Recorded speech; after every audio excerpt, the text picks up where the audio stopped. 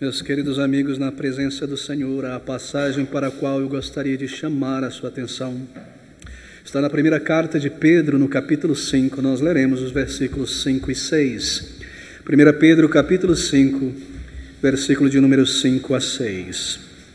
Semelhantemente, vós, jovens, sede sujeitos aos anciãos, lê-se presbíteros, e sede todos sujeitos uns aos outros, e revestivos de humildade, porque Deus resiste aos soberbos, mas dá graça aos humildes. Humilhai-vos, isto é, humildecei-vos, pois, debaixo da potente mão de Deus, para que a seu tempo vos exalte. E o nosso tema, da parte do Senhor, de sua palavra para esta manhã, é orgulho e humildade na vida cristã. Esta é uma palavra dirigida a todo crente em Jesus Cristo e a toda alma que busca o Salvador para a vida eterna. Bem, queridos amigos, será a respeito do orgulho e humildade. Orgulho é o maior de todos os problemas do ser humano. Orgulho é o câncer em todos os relacionamentos. Orgulho é o nosso maior inimigo. Assim nós queremos mais uma vez voltar a considerar o que a palavra de Deus diz a respeito disso, e também sobre humildade, que é a verdadeira característica, ou a característica mais proeminente da vida de piedade, humildade espiritual. Bem, eu irei tocar em um número de textos nesta manhã, mas eu irei começar não aqui em Pedro, mas em outro texto, em Paulo, um texto que é um tanto ilustrativo, que ilustra até que ponto o orgulho poderia tomar uma pessoa, a dimensão em que o orgulho poderia tomar um crente em Jesus Cristo. Estamos em 2 Coríntios, capítulo 12, abra comigo no capítulo 12 de 2 Coríntios, no versículo de número 9. Eu leio estas palavras e nós gastaremos alguns minutos aqui nesta ilustração. Estas palavras, 2 Coríntios 12, 9, e disse-me, isto é, Deus dizendo, o Senhor Jesus dizendo a Paulo, a minha graça te basta, porque o meu poder se aperfeiçoa na fraqueza. De boa vontade, pois, me gloriarei nas minhas fraquezas, para que em mim habite o poder de Cristo. Volte ao versículo 7. E para que não me exaltasse, enchesse de orgulho, pela excelência das revelações foi-me dado um espinho na carne, a saber, um mensageiro de Satanás, para me esbofetear, a fim de não me exaltar. Deixe-me dar o contexto aqui porque é muito importante.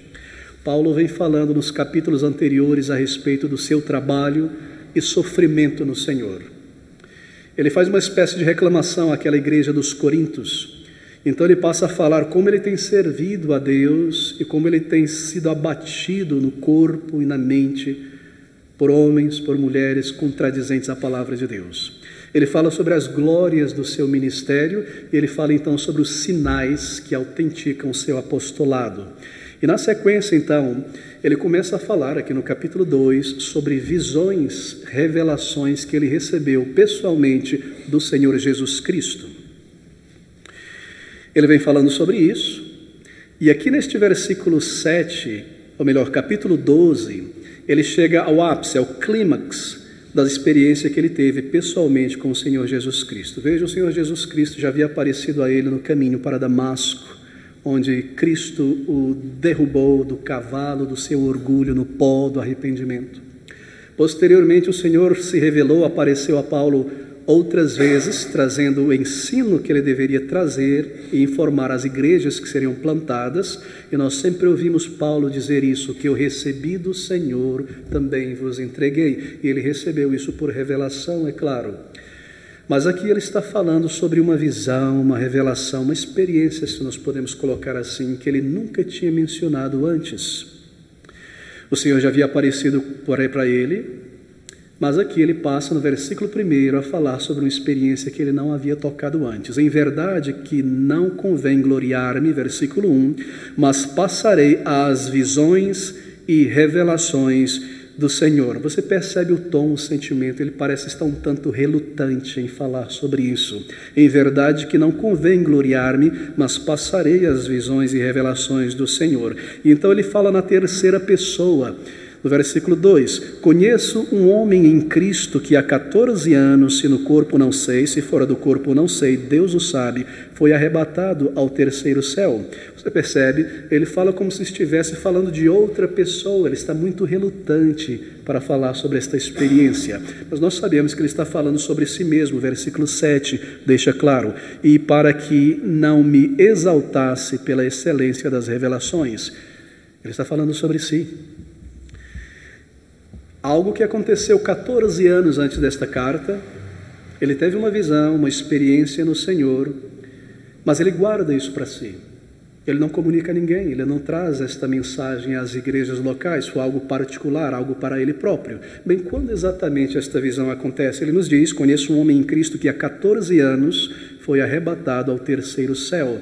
Não sabe se foi em visão, em seu próprio corpo ou em espírito. Bem, nós sabemos o ano em que esta carta foi escrita. Ela foi escrita provavelmente no ano 55, 56 do primeiro século. E 14 anos antes desta carta ter sido escrita, alguns meses a mais, por volta do ano 41 ao ano 44, bem, o Senhor apareceu e se revelou a Paulo. Agora, nós sabemos que não foi na experiência do caminho para Damasco, porque aquela experiência, aquela revelação aconteceu algum tempo depois desta carta, ou melhor, algum tempo depois da visão, porque ele diz que foi 14 anos antes desta carta, e a aparição de Cristo a ele no caminho de Damasco foi um pouco mais do que 14 anos antes desta experiência, foi bem antes do ano 41, 44, nós não sabemos quando exatamente. Algumas pessoas têm afirmado que o Senhor apareceu a Paulo quando ele foi apedrejado em Listra, para confortá-lo, para animá-lo. Nós não sabemos, possivelmente não, porque isso também aconteceu bem depois do ano 41 e 42. Bem, a pergunta que nós levantamos para tentar localizar este momento e o porquê deste momento é a seguinte pergunta: o que aconteceu pouco depois desta aparição do Senhor Jesus, ou melhor, desta experiência que Paulo teve arrebatado ao céu? Eu penso que o que aconteceu depois explica o porquê desta revelação, desta experiência. Nós sabemos que pouco tempo depois, no ano 46, 47, iniciou-se a primeira viagem missionária do apóstolo Paulo. Abra comigo em Atos capítulo 13, no versículo 1. Nós lemos essas palavras: e na igreja que estava em Antioquia havia alguns profetas e doutores, a saber, Barnabé e Simão chamado Níger, e Lúcio, Cirineu e Manaém, que fora criado com Herodes, o tetrarca, e Saulo. Saulo estava ali. E servindo eles ao Senhor e jejuando, disse o Espírito Santo: apartai-me Barnabé e a Saulo para a obra a que os tenho chamado. Bem, essa visão, ela parece ter acontecido um pouco antes dessa primeira jornada do apóstolo Paulo. Nós estamos apenas especulando, mas é muito plausível, espero que você concorde comigo, que foi um tempo muito apropriado para essa tremenda revelação dada por Deus ao seu servo, ao seu apóstolo. Logo ele estaria na sua primeira jornada em missão, em Antioquia, pregando o Evangelho. Ali seria o início das suas mais duras e difíceis provações, perseguições e aflições. O Senhor Jesus Cristo apareceu no caminho para Damasco, levou ao arrependimento e a fé e disse que ele seria separado para levar o Evangelho às nações e ele também haveria de experimentar o custo do que era servir a Cristo. Está em Atos capítulo 9, no versículo 16, você se recorda disso? E eu, o Senhor dizendo a Ananias: mostrarei a Paulo quanto deve padecer pelo meu nome. E assim, este é um momento muito apropriado para receber encorajamento. Bem, ele já tinha experimentado dificuldades antes deste momento.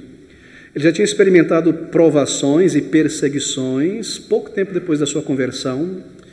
Mas aqui está o início da sua grande obra, das grandes perseguições. E assim, é bastante apropriado que o Senhor desse a ele esta revelação que trouxesse conforto, clareza sobre o futuro, segurança e certeza. Você pensa sobre o apóstolo Paulo, as coisas que ele experimentou, as dificuldades pelas quais ele passou. Teria destruído qualquer outro homem, mas estava em sua mente, em seu coração, aquela segurança, aquela certeza das coisas vindouras que foram reveladas diretamente a ele. Agora, marque isso, é importante para nós. Esta revelação aqui de 2 Coríntios, esta revelação não foi para nós. É importante marcar isto. O que quer que ele tenha visto e experimentado ao ser elevado à glória eterna, ao céu, não foi para nós. As suas cartas, o seu ensino, foram revelações do Senhor entregues a Paulo para ele entregar às igrejas. A maneira como a igreja deveria ser constituída, formada, o Senhor revelou. Mas esta revelação em particular, bem, não lhe é permitido dizer, não lhe é permitido escrever nem comunicar. Algo muito sublime, algo realmente divino para ele, algo que ele guardou para si por 14 anos, ele nos diz aqui no versículo 2, conheço um homem em Cristo que há 14 anos, por 14 anos ele guardou isso para si mesmo. E agora no capítulo 12 de 2 Coríntios, no momento em que ele começa a nos dizer esta revelação, então ele não nos diz nada, ele simplesmente não diz o conteúdo dela. Você percebe, isto não é para nós, foi para Paulo em especial. Não como os supostos profetas e apóstolos autodeclarados de nossos dias, não é? E certas pessoas que dizem que subiram ao céu e que desceram ao inferno, etc. E saem por aí falando para todo mundo, e se gabando, e dizendo isso e aquilo, e escreve tão diferente do apóstolo Paulo, que guardou para si mesmo por 14 anos. E ele nos diz, no versículo 4, vi coisas, fui arrebatado ao paraíso e ouvi palavras inefáveis que ao homem não é lícito falar. Isto é, não é lícito comunicar, compartilhar, dizer aos homens. E quando ele por fim começa a nos dizer, então ele não nos diz. Qual diferente dos supostos fantasiosos profetas e apóstolos de nossos dias? Eles contradizem tudo na palavra de Deus. Ele nos diz no versículo 2, conheço um homem em Cristo que há 14 anos, se no corpo não sei, se fora do corpo não sei, Deus o sabe, foi arrebatado ao terceiro céu. Bem, terceiro céu é o paraíso de Cristo, é o lugar da habitação do Senhor.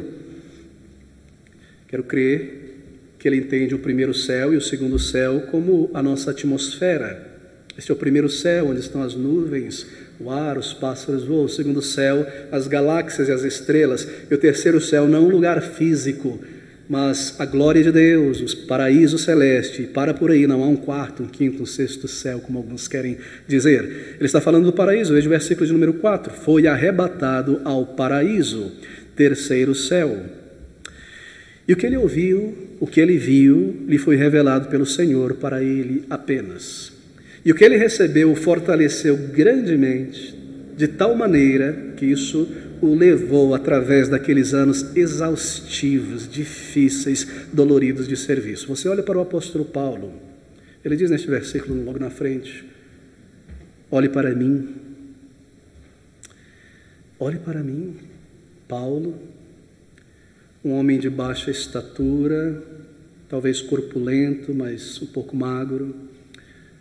Diz a tradição que era calvo, um rosto desfigurado, de dias acordados, de caminhadas incontáveis no sol, de noites em relentos, de naufrágios.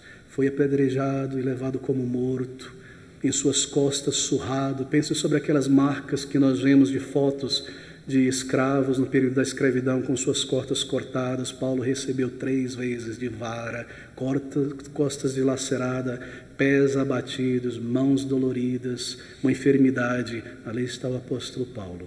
Quantas coisas ele experimentou. Ele fala sobre o seu corpo como uma carcaça, como uma tenda que se desfaz e almeja por um novo corpo no céu.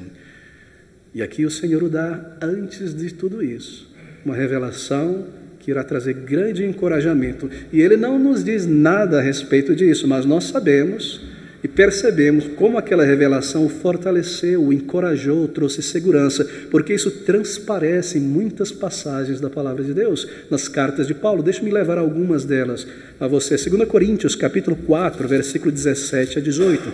Paulo escrevendo àquela igreja. Observe como aquela experiência continua com ele. 4, versículo 17 ao versículo 18.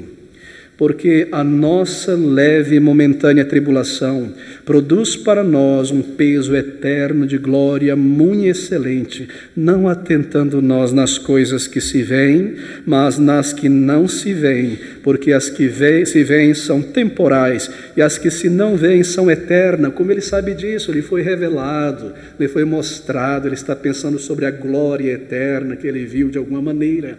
Veja o capítulo 5, versículo 1 e 2. Porque sabemos que se a nossa casa terrestre deste tabernáculo se desfizer, temos de Deus um edifício, uma casa não feita por mãos, eterna nos céus. Ele ainda não tinha visto os corpos ressurretos, mas ele sabia muito bem porque lhe foi dito, e por isso também gememos, desejando ser revestidos da nossa habitação, que é do céu.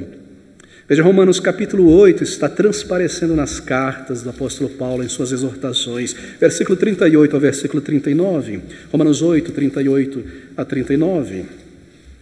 Ele diz: porque estou certo, quem lhe deu esta certeza?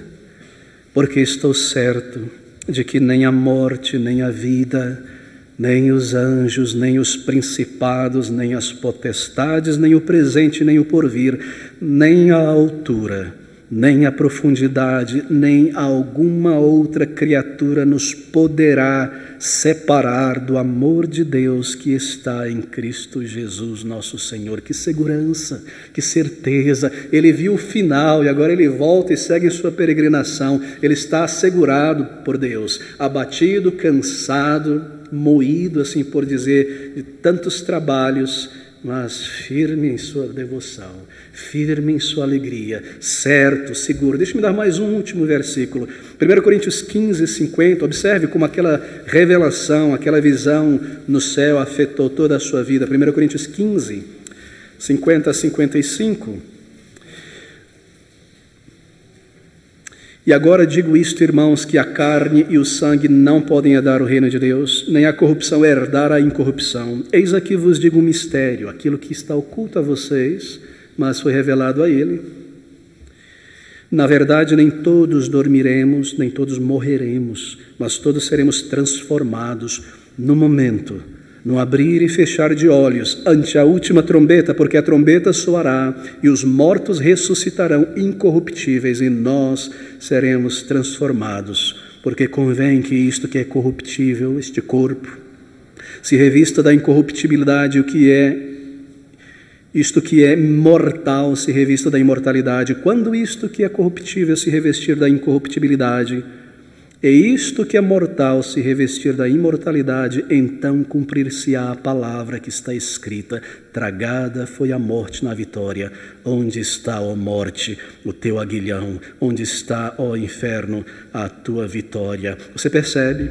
Você consegue ver a segurança, a certeza que ele tem? Isso lhe foi mostrado nessa revelação. Bem, deixa-me seguir direto então para o versículo de número 7. Nós estamos em 2 Coríntios. Volte a 2 Coríntios, o nosso texto inicial.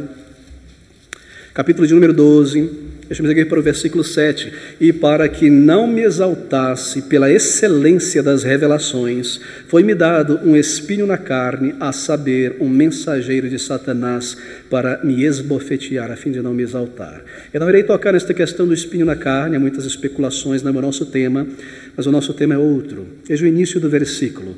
E para que não me exaltasse, no grego é para que não me insuflasse, para que não me enchesse de orgulho sem medida, orgulho grande, orgulho insuportável, orgulho terrível, maior do que qualquer coisa que você já viu nesta vida, uma soberba e um orgulho absurdo. Esta é a força do texto original. E para que não me insuflasse deste orgulho fétido, absurdo, terrível. Mas nós fazemos uma pergunta: seria isso possível para o apóstolo Paulo? Que acontecesse isso com ele? Paulo, que andou tão próximo do Senhor Jesus Cristo, que quando escreve, no lugar de exigir, ele rogo-vos, irmãos. Paulo, que a sua presença não impressionava ninguém fisicamente, pudesse agir desta maneira e se insuflar de orgulho a tal ponto. Paulo, que fala que na terceira pessoa pudesse chegar a esse ponto. Queridos amigos, Ele poderia permitir que um orgulho insuportável, horrível, tomasse conta dele? Sim. Poderia acontecer, sim. Porque nós lemos aqui que Deus precisou estabelecer medidas para que isso não acontecesse. E para que não me exaltasse orgulho, pela excelência das revelações, foi-me dado um espinho na carne, uma dificuldade, um impedimento. A ilustração é que como de uma pedra aguda dentro do sapato, e você quer correr e aquela pedra não deixa, você tem que andar. E ele desejava servir mais ao Senhor, mas aquele espinho como que incomodava. Ele ora ao Senhor uma vez, provavelmente em tempos diferentes ou em períodos de oração contínua diferentes, e clama ao Senhor, e o Senhor diz: a minha graça te basta. Isso é um impedimento para o teu possível orgulho, Paulo. Nós não sabemos, algumas pessoas têm dito erroneamente que um anjo, um demônio perseguiu o apóstolo Paulo. Mensageiro de Satanás não significa necessariamente que seja um demônio, porque isto é enviado por Deus, mas que Satanás tomou vantagem desta dificuldade de Paulo, para o esbofetear, assim por dizer, e humilhar, e tentar pisar sobre ele. Esta ideia. Alguns têm mencionado uma enfermidade ocular, parece ser muito provável, ele dá certas indicações disso. Ao final de algumas cartas ele diz: eu mesmo assinei, tinha sido escrita por outra pessoa, algum dos seus companheiros, e ele finaliza dizendo: eu mesmo assinei, vede com que grandes letras vos escrevo, sou eu mesmo, grandes letras, não estou enxergando muito bem, mas eu assino no final. Vocês como que me deram os vossos olhos quando eu estive com vocês. Ele dá muitas indicações, mas nós não sabemos exatamente o que foi. Nós não sabemos. Todavia Deus colocou um limite, uma barreira de misericórdia e amor, para que isso não acontecesse. Queridos amigos, nós chegamos aqui então, nós nos defrontamos aqui com o maior perigo que ronda e segue um crente em Jesus Cristo e a comunhão dos salvos: o problema do orgulho. Deixa-me dizer melhor, o mal chamado orgulho, o câncer em todos os relacionamentos, o perigo que ronda a comunhão de qualquer unidade do povo de Deus em todo o mundo, em toda a história. O problema do orgulho, o maior dos inimigos depois da morte, o orgulho humano, o perigo mais sutil e mais destrutível possível, o orgulho. E se poderia acontecer com o apóstolo Paulo, este gigante servo de Deus, quanto muito mais poderia acontecer com você e comigo. É surpreendente para mim, eu espero que para você, ler isso, que o Senhor tenha tomado medidas para evitar que algo que iria ou poderia acontecer, acontecesse.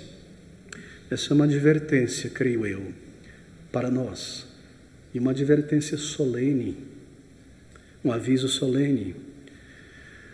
O perigo de permitir que o orgulho seja gestado dentro de nós e venha à luz e se manifeste. Versículo 7, e para que não me exaltasse pela excelência das revelações, foi-me dado um espinho na carne. Bem, o orgulho, o grande inimigo, o arqui-inimigo de toda pessoa salva.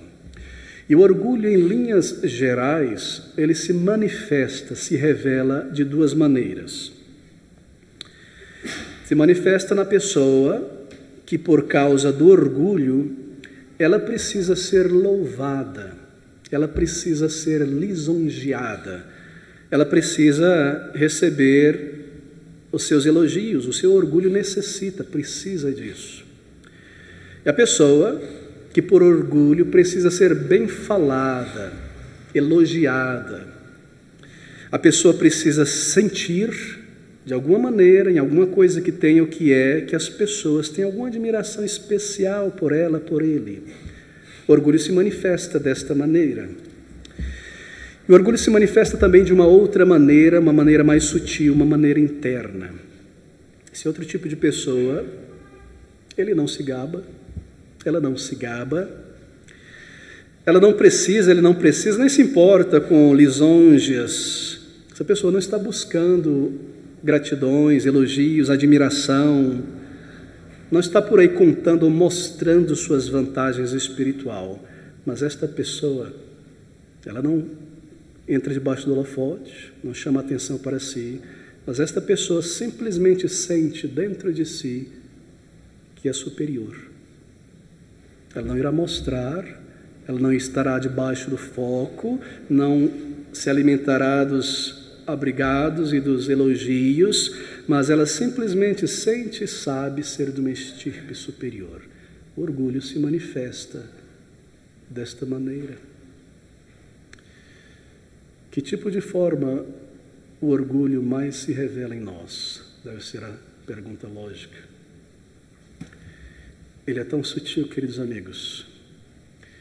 E o orgulho pode nos privar de instrumentalidade espiritual no reino de Deus.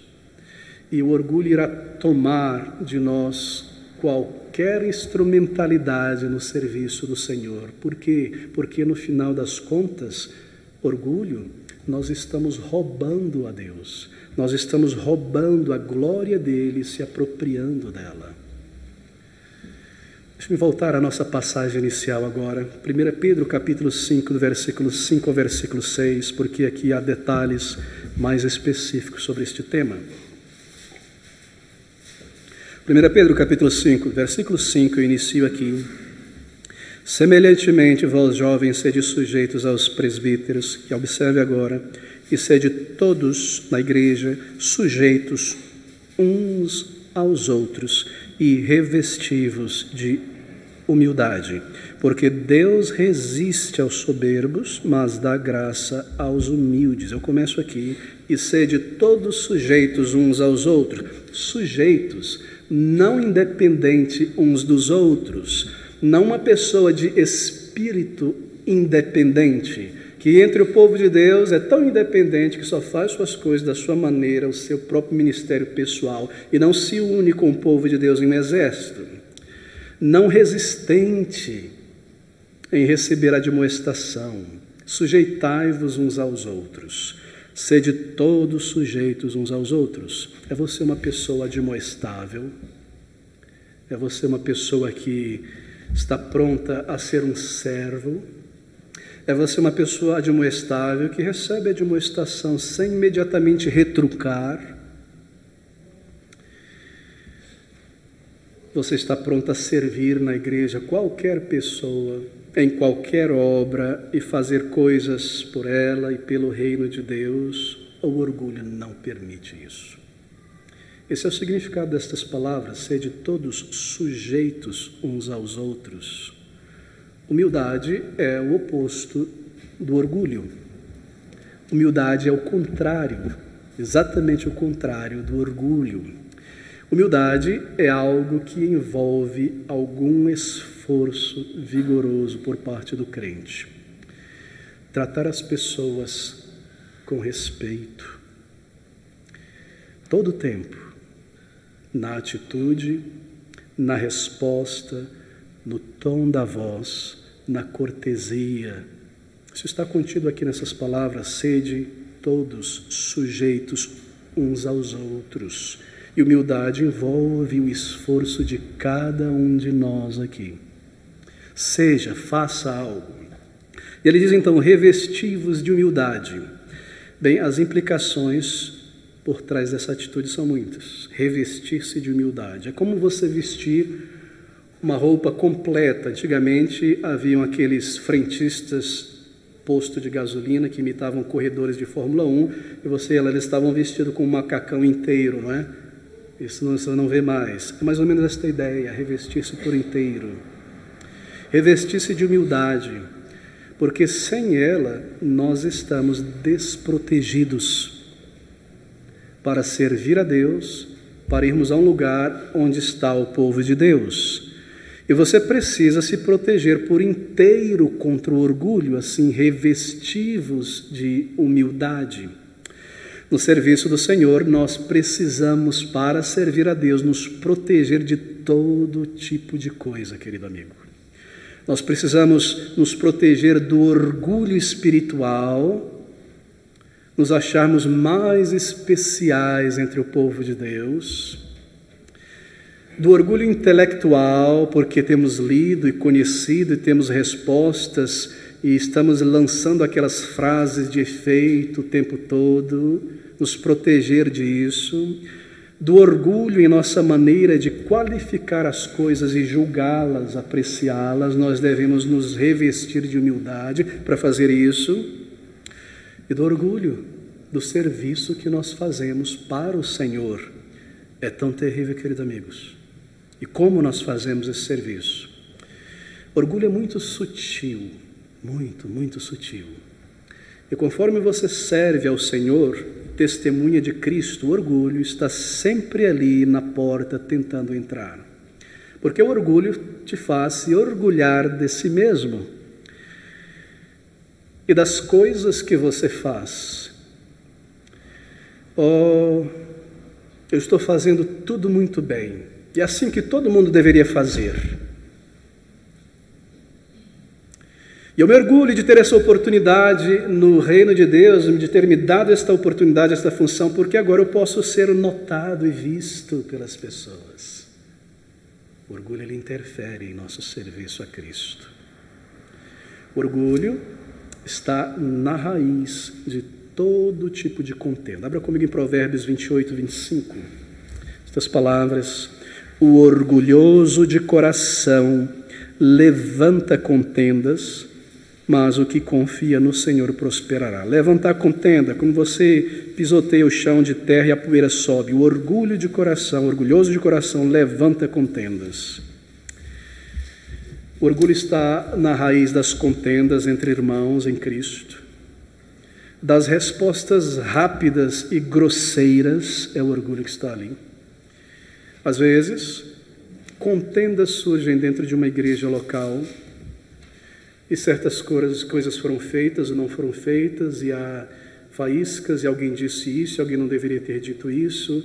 Então o pastor, ele precisa, em oração, procurar os fatos. E as pessoas, quando estão envolvidas em contendas, normalmente, ao dar a sua versão, não são muito honestas. E tentam lançar lama em outras pessoas, ou reduzem a sua culpa, ou cortam um monte de coisa errada que fizeram. E o pastor buscando verificar estas coisas. Então, cava-se. E o que é que você descobre? Que com muita frequência é o orgulho que está envolvido. É o orgulho a causa da amargura e sua continuidade. Você pode raspar todo o problema entre pessoas e logo você vê o orgulho. Ele está bem ali. Queridos amigos, o orgulho é o nosso pior inimigo. E Deus nos resiste. Ele conhece o coração, porque o orgulho não sabe receber admoestação. Meu irmão, minha irmã, você recebe admoestação. Você é uma pessoa ainda admoestável, que a admoestação entra e é recebida, ou você é uma pessoa inadmoestável? Eu tenho endurecido a minha cerviz. Como um crente, eu devo sempre dizer: eu vou me vestir de humildade no coração e receber admoestações. O orgulho, ele é muito opinativo. Na verdade, o orgulho, ele não conhece o que faz. O orgulho é descuidado. Pensa demais sobre a sua própria capacidade, mas acaba deixando as coisas por fazer. E nem mesmo percebemos isso, porque nós pensamos demasiadamente sobre nós mesmos. O orgulho é como aquela criança que vai fazer uma coisa e levar talvez uma vasilha, alguma coisa suja de um lugar para outro, e não percebe a lambança que faz em toda parte nos móveis. Assim é o orgulho. Nós não percebemos isso. Nós não conseguimos ver. Todo mundo vê, mas eu não vejo isso. O orgulho não me permite. O orgulho é opinativo. O orgulho não consegue ouvir. Ele tem que estar sempre opinando, questionando isso, aquilo e aquilo. O orgulho, ele não pede desculpa. Em outras palavras, o orgulho, ele não verbaliza desculpas. Na verdade, o orgulho, ele sempre justifica ou tira o corpo fora. Nunca pede perdão, nunca verbaliza, nunca faz por onde. E quando o orgulho não consegue empurrar a culpa para outra pessoa e não assume a sua parte, o orgulho diz coisas assim: não foi culpa de ninguém, não foi culpa de ninguém. Terrível orgulho. O orgulho quer sempre ser melhor que os outros, sempre ser visto pelos outros. Eu tenho que vestir de modo chamativo para eu ser notado, apreciado. Mas na luta contra o orgulho eu digo a mim mesmo: não, eu vou me revestir e me vestir de humildade no coração. Revesti-vos de humildade. O orgulho grita, o orgulho mostra ira através de atos, de gestos, de palavras, porque eu fui contradito, e ninguém pode me contradizer, e o meu esforço não é reconhecido, e eu não recebi o devido troféu e louvor. Humildade é benigna. Orgulho não se importa de entrar em atritos, às vezes você vê isso entre casais, de entrar em atritos na frente de outras pessoas. O orgulho não se importa com o nome de Cristo e seu testemunho. Fui ofendido aqui, eu não quero nem saber, eu vou retaliar, não importa. Seu testemunho é desmoronado por inteiro. O orgulho não se importa. Dar um mau testemunho. O orgulho, ele quer colocar fogo em uma cidade inteira por causa de uma coisa mínima. E assim, tenho observado crentes em Jesus Cristo, quando é ferido, o seu orgulho é tocado, elas não se importam muitas vezes. Que as suas reações perturbem a igreja do Senhor Jesus Cristo Salvador.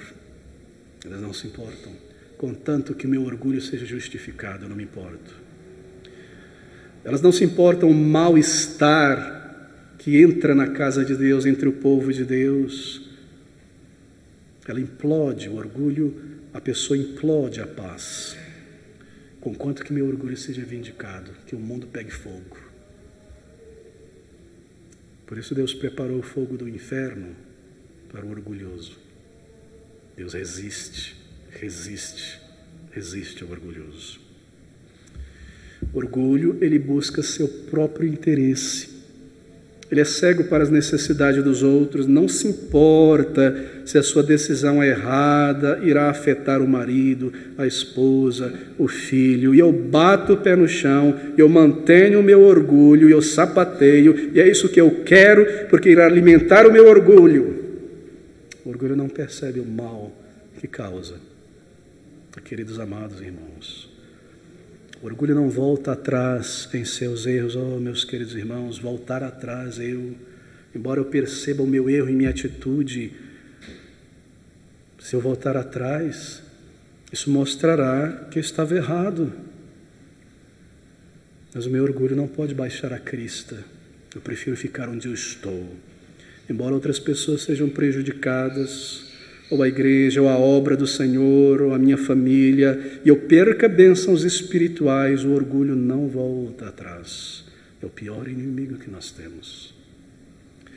E o orgulho ele murmura, ele louva Satanás, porque murmuração é o louvor a Satanás. O orgulho está ali murmurando, louvando o maligno. O orgulho anda em círculos, em autocomiseração. Oh, eu vou gastar horas agora pensando e contemplando o fato de que ele não deveria ter feito isso, e ela não deveria ter falado aquilo, e isso não deveria ter acontecido. Eu vou ficar aqui pensando, eu sempre para comer uma coisa eu estou pensando, eu vou me alimentar. O orgulho precisa se alimentar de algo. O orgulho vai passar horas contemplando isso. Isso não deveria ter sido feito, falado. Autocomiseração na mente, no coração. É parte do orgulho. Por quê? Porque eu sou tão especial nesse mundo que eu não posso ser contradito. Essas coisas não deveriam ter sido ditas a respeito de mim. Autocomiseração é orgulho, queridos amigos. Orgulho. O orgulho é autossuficiente. Não consegue depender de ninguém para auxílio.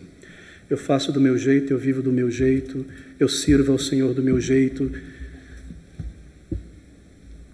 Eu não consigo trabalhar em equipe, em time, servir junto, porque eu sou muito independente.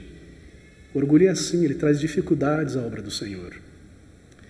O orgulho tem que receber agradecimentos e louvor a toda hora, porque sem esse alimento, sem essa admiração, eu não consigo seguir em frente no que eu faço. E eu preciso dos meus agradecimentos, dos meus obrigados, das minhas admirações no que eu faço. Tem que ter alguma coisa no que eu faço que vai trazer alimento ao meu orgulho, senão eu não sinto que vale a pena o que eu estou fazendo. Às vezes, queridos irmãos, o orgulho ele interfere em nosso serviço ao Senhor. E é muito triste e sutil isso. E já observei, já mencionei isso no passado, em outro estudo paralelo a este. Como o orgulho pode influenciar o serviço de um crente ou o desserviço. E aquela pessoa estava servindo ao Senhor, muito animada, muito dedicada, fiel, fazendo o seu melhor. E de repente, abruptamente, a pessoa não está mais lá, não está mais servindo, não está mais adorando, não está nos cultos, ou irregular na obra do Senhor.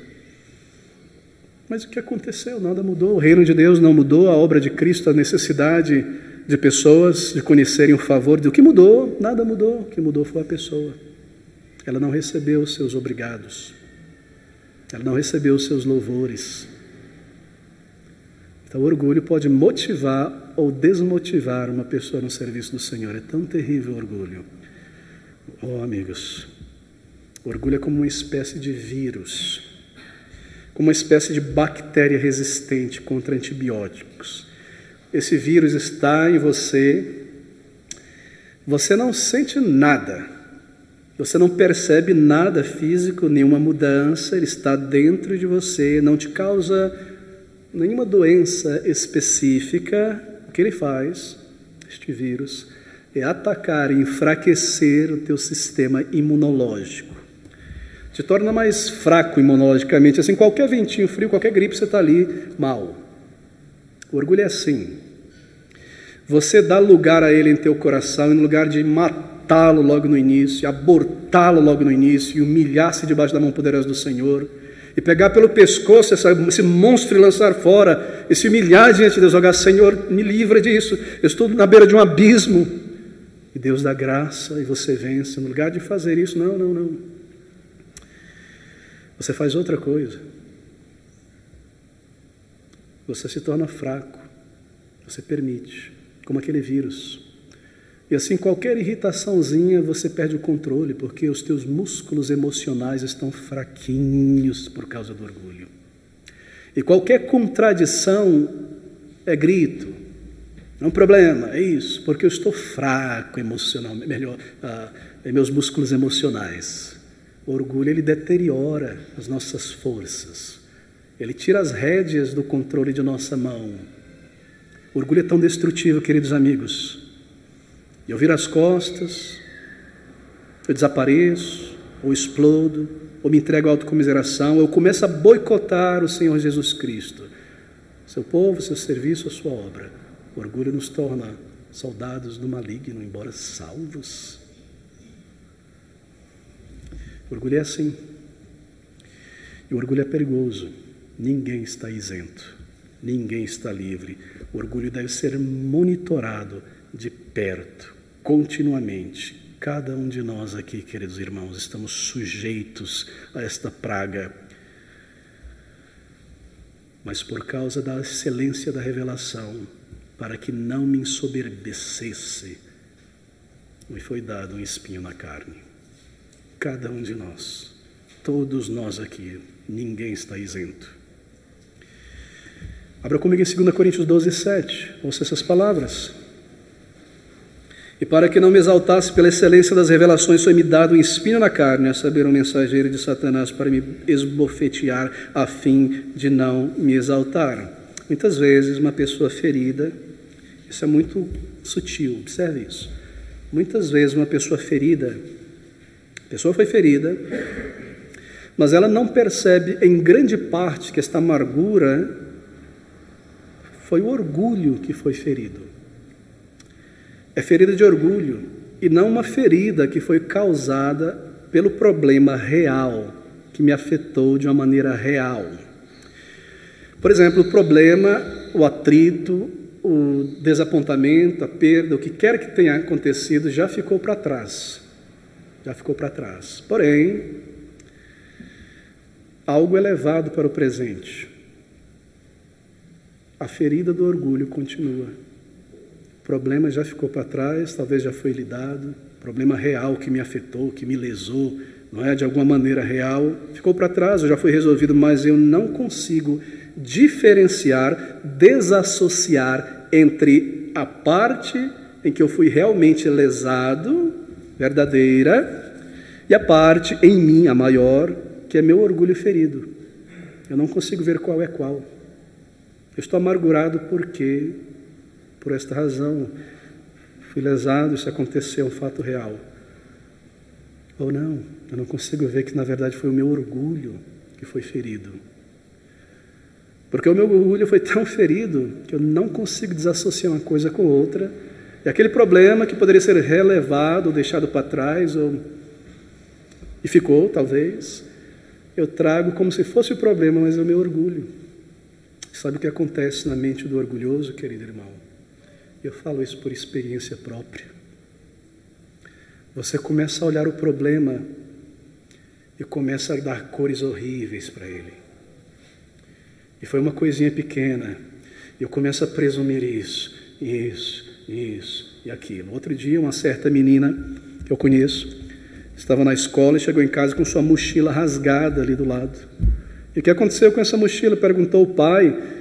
Um menino pisou em cima dela, saiu arrastando igual um skate até lá. E depois de algum inquérito a mais, ali e acolá, descobriu que ela própria rasgou a mochila sem perceber. Mas tinha um menino que não gostava, sentava na frente, então a minha imaginação orgulhosa cria uma situação absurda. Estão querendo me matar, estão querendo me boicotar, estão falando de mim, etc. O orgulho faz isso. O orgulho é horrível, terrível. Eu crio uma situação, eu passo a crer nessa situação como se fosse verdade. E então eu passo a agir. Meus irmãos, em minha mente, eu dou um status de gravidade maior, porque o meu orgulho foi ferido e ele precisa ser justificado de alguma forma. Eu não quero reconhecer que eu tenho culpa nisso, que foi minha falha na raiz da questão. Eu preciso aumentar estas coisas. Se isso acontece com você, a melhor coisa e mais segura a se fazer é realmente engolir o orgulho e se dobrar diante do Senhor, da sua mão poderosa. Você não perde nada em se manter humilde, meu irmão. Mas que tragédia, que atritos, que amarguras podem ser causadas quando nós falamos ou tomamos decisões ou atitudes como resultado de um orgulho ferido.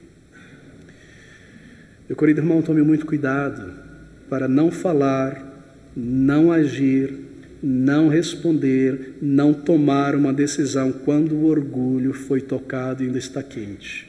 Não faça isso. Abra comigo em Tiago, capítulo 1, versículo 19. Tiago, capítulo 1, versículo 19. Portanto, meus amados irmãos, todo homem seja pronto para ouvir, tardio para falar, tardio para se irar. 1 Pedro capítulo 5, versículo 5, ouça essas palavras, um pouquinho à frente. Semelhantemente vós, jovens, sede sujeitos aos anciãos, e sede todos sujeitos uns aos outros, e revesti-vos de humildade, observe agora, porque Deus resiste aos soberbos, mas dá graça aos humildes. Bem, aqui é uma advertência. Deus, ele resiste o orgulhoso. Isso é terrível.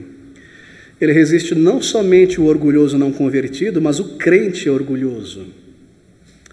Deus nos resiste, irmãos, e isso é algo muito solene, algo muito grave, ser resistido por Deus.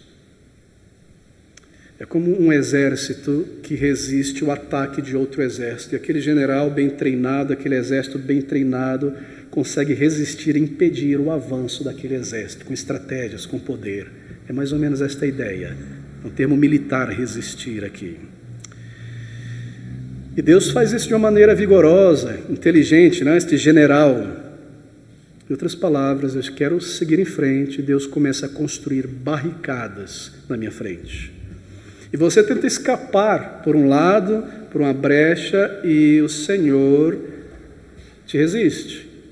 E você busca uma rota diferente para justificar o teu orgulho e permiti-lo em tua vida e seguir em frente. E ali está Deus, pronto para levantar uma barreira e te impedir. De que maneira isso opera? Bem, pensa comigo. Ele resiste quando nós somos orgulhosos. Ele faz isso contra nós. Se nós seguimos a nossa postura de orgulho, ele nos leva a uma situação de estagnação espiritual, emocional, e nós não conseguimos avançar e romper isso. E a consequência é que, porque eu sou orgulhoso, Deus está agora me resistindo. Então, o verdadeiro aprendizado espiritual no reino de Deus cessará para mim, e o crente não mais cresce. Deus está me resistindo. E Deus diz: eu não lhe darei mais aprendizado a ele, a ela. Ele é orgulhoso, ele é soberbo. E quando ela estiver ouvindo a minha palavra ou lendo, vai fechar a Bíblia ou sair da igreja exatamente como entrou. Eu resisto ao orgulhoso, porque conhecimento é graça de Deus, assim como a salvação. É Ele que nos permite entender a sua palavra. Eu não vou dar a ele nenhuma compreensão mais profunda da palavra, nenhuma luz. E ele não vai extrair nada do sermão, nem conforto, nem condução, nem direção. E no final do culto já terá esquecido tudo. Por que é que eu não me lembro do sermão de domingo passado? E das verdades e das doutrinas? Nada, nada, nada, nada. Deus fecha uma porta. E condução espiritual para este meu filho, minha filha, irá cessar. Não irá receber nenhuma condução espiritual de minha parte. Meus irmãos, às vezes Deus nos conduz, mesmo quando nós falhamos, em buscar a condução de Deus em oração. E às vezes Ele interfere, não é? Fecha uma porta perigosa, abre uma outra perigosa, Ele nos impede uma direção errada por condescendência e misericórdia. Mas agora você não receberá nenhuma condução, porque o orgulho está ali. E instrumentalidade, Deus te abençoando, usando como instrumento nas mãos dele, irá cessar nenhum testemunho. Ao contrário, a minha atitude, palavras irão desmantelar meu testemunho. Não mais. Deus não usará mais nada. E você vai ficar martelando e martelando sem fruto, sem instrumentalidade, sem compreensão, sem crescimento. Por quê? Porque Deus resiste ao orgulhoso. Lembre-se de Paulo, um espinho na carne. Deus colocou um espinho na carne, metaforicamente falando. Não estou dizendo aqui que toda enfermidade ou limitação física é uma repreensão do Senhor por orgulho, de maneira alguma. Mas pode ser que Deus está me limitando e combatendo o meu orgulho, porque depois de muitas medidas eu não me humilhei, humildeci debaixo da poderosa mão do Senhor, e agora Ele tem que tocar em minha carne. Nós examinamos o nosso coração, e mesmo o meu autocontrole irá evaporar, e agora eu estou explodindo com qualquer coisinha, que eu vejo, que eu falo na televisão, as pessoas, eu estou ali, eu estou em conflito, eu estou em luta dentro de mim. Um temperamento ruim, autocomiseração que nunca acaba, ou ansiedade. E você perde a paciência facilmente com coisas que você não perdia antes. E você se vê muito irritado, incomodado, porque aquele autocontrole foi em parte dado pela ajuda de Deus, pelo Espírito de Deus na conversão. E agora o Senhor o retira por um tempo. E aquela corrente de alegria no Senhor é cessada. E eu não tenho mais alegria e prazer. Porque a alegria é condicional. Davi, lembre-se, quando se arrependeu e clamou a Deus e abaixou a Cristo e se humilhou, depois ele pede: restaura em mim a alegria da minha salvação. O Senhor opera desta maneira, meus irmãos, porque o orgulho é algo monstruoso. É melhor nos submetermos logo ao nosso Pai Celestial e pensarmos assim. Bem, deixe-me concluir com um tom positivo, não é? Porque esse assunto é tão horrível, tão negativo. Abra comigo aqui em 1 Pedro, capítulo 5, mais uma vez. Veja o versículo 5 outra vez. Sede todos sujeitos uns aos outros e revestivos de humildade, porque Deus resiste aos soberbos, mas dá graça aos humildes. Humildade. Bem, humildade pensa menos sobre si mesmo e mais sobre o próximo. Veja Filipenses capítulo 2, versículo de 3 a 4. Filipenses 2, 3 a 4, poucos versículos para concluirmos. Nada façais por contenda ou por vanglória, mas por humildade. Cada um considere os outros superiores a si mesmos. Não atente cada um para o que é propriamente seu, mas cada qual também para o que é dos outros, de sorte que haja então em vós o mesmo sentimento que houve também em Cristo Jesus. Humildade pensa menos sobre si mesmo e mais sobre os outros. Mas deixe-me estabelecer uma advertência aqui, porque o orgulho ele é sutil. Quando você então fizer este esforço para parar de olhar para si, olhar além de si e pensar em outras pessoas, tome cuidado para não estar pensando nelas, no que elas estão pensando sobre você. Porque o orgulho ele é muito traiçoeiro, até em nosso esforço ele consegue, não é, entrar ali. Ele está entranhado, é uma luta ferrenha. Nós falamos de graça do Senhor. Pense mais sobre os outros, em como ajudá-los, em suas necessidades, em como orar, em como ser uma pessoa que dê suporte, amigável. O orgulho pensa mais nos outros. Para orar, para auxiliar as necessidades. Isso é vestir-se de humildade, é algo que nós fazemos. Segundo, humildade está pronto a esperar não receber reconhecimentos. E no momento em que nós pensamos, e vem à mente esse pensamento, será que eles vão perceber o que eu fiz? Eu faço tanto pelo Senhor e ninguém me dá os meus obrigados. E as pessoas não estão falando de mim, suprime esse pensamento. Arrase ele. Vá a um lugar tranquilo, ore ao Senhor e peça perdão e rogue graça. E Ele te dará, porque graça é dada segundo o nosso senso de necessidade, conforme nós pedimos ao Senhor. Ele dá graça. Eu me humideço debaixo da poderosa mão do Senhor. Humildade, é claro, está pronto a perdoar e a suportar. Paciência, longanimidade são termos de ouro no vocabulário da humildade.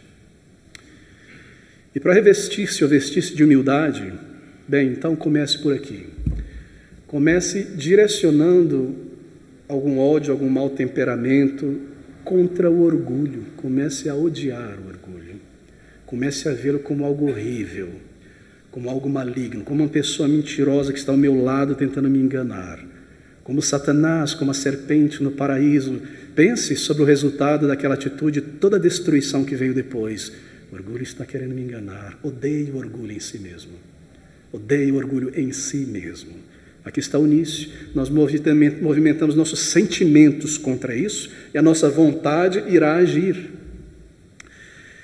Faça isso, querido amigo. E humildade, por fim, é como um imã, porque a humildade atrai mais graça da parte de Deus. Porque, observe, Deus dá graça ao humilde, mas resiste ao soberbo. Bem, Deus dá graça ao humilde. Esse é um princípio maravilhoso, não é? Na verdade, tudo que concerne humildade é maravilhoso. Humildade atrai mais graça. Deus dá graça ao humilde. Parece um princípio forte aqui, determinante da vida cristã, e é na verdade. Ele dá graça ao humilde. Você percebe o movimento? Eu me humildeço debaixo da poderosa mão do Senhor. Propósito, esta palavra humildeço não existe em língua portuguesa. É que o que aparece aqui é humilhai-vos debaixo da poderosa mão do Senhor. Mas a ideia no original não é humilhar-se, me humilhar, fazer mal a mim mesmo. Porque Deus pode humildecer alguém sem humilhá-la. ou pode humilhá-la sem que a pessoa tenha sido humildecida. Assim nós criamos esse termo, humildecer-se, abaixar a crista, porque essa é a ideia no original. E Deus então dá graça. Em outras palavras, você trabalha nessa área da humildade e Deus te dará mais ajuda para a humildade. Você trabalha nesta área da humildade, Deus te ajudará mais na tua vida, em tua vida espiritual, e Ele te dará mais poder sobre os teus pecados e mais respostas às tuas orações. Tudo isso nós chamamos de graça. Ele dá graça ao humilde. Assim, humildade conduz a mais bênçãos, e Deus é tão maravilhoso, tão bom, que Ele nos dá graça para o humildecimento, e quando nós nos humildecemos, Ele nos premia com mais graça. Como maravilhoso é humedecer-se debaixo da poderosa mão do Senhor. Graça, meus queridos, é tudo que nós precisamos e necessitamos. Graça, sem a graça de Deus, nós não conseguimos viver a vida cristã. Graça de Deus se manifesta em todas estas bênçãos, essas dádivas. Ele te dará muito mais intervenções em tua vida, intervenções óbvias, proteção e mais livramentos e auxílio, e maior instrumentalidade, mais sabedoria e mais discernimento para você melhor ver através das coisas, e mais domínio próprio, e mais graça para compreender mais profundamente as riquezas, as maravilhas da palavra de Deus. Ele te dará mais virtudes, aquelas que você tanto deseja, mais paciência, mais gentileza, mais verdadeiro amor, mais longanimidade. Será que Deus me dará mesmo essas coisas? Se eu orar por humildade, me esforçar conscientemente por humildade e subjugar este meu orgulho, sim, Deus dará, porque Ele diz, Ele dá graça ao humilde. Queridos, não estou falando aqui de engendrar uma humildade artificial, afetação, mas algo real no coração, que é o fruto deste humildecer-se debaixo da poderosa mão do Senhor. Nossos corações, queridos. Bem, esta é a exortação para esta manhã. Todos nós aqui necessitamos, cada um de nós. Se nós iremos permanecer juntos como povo de Deus, esse é o nosso grande inimigo. Mantenha-o sob vigilância, domínio. Deus te dará graça, essa é a vontade de Deus. Ele não daria, ou melhor, deixaria de dar algo que Ele promete. Ele dá a graça e Ele te ajudará. A nossa igreja florescerá ainda mais, e o sorriso de Deus estará sobre cada coração, e vidas serão atraídas para esse lugar de luz e de comunhão e de amor verdadeiro. E a graça de Deus estará aqui, o Espírito de Deus sempre se aprazerá em trazer vidas, nascer novas vidas aqui, porque Ele sabe que é um lugar em que estas vidas serão cuidadas e amadas. Esse é o resultado de nos humildecermos debaixo da poderosa mão do Senhor. E Ele nos ajudará, Deus de graça, Deus de misericórdia.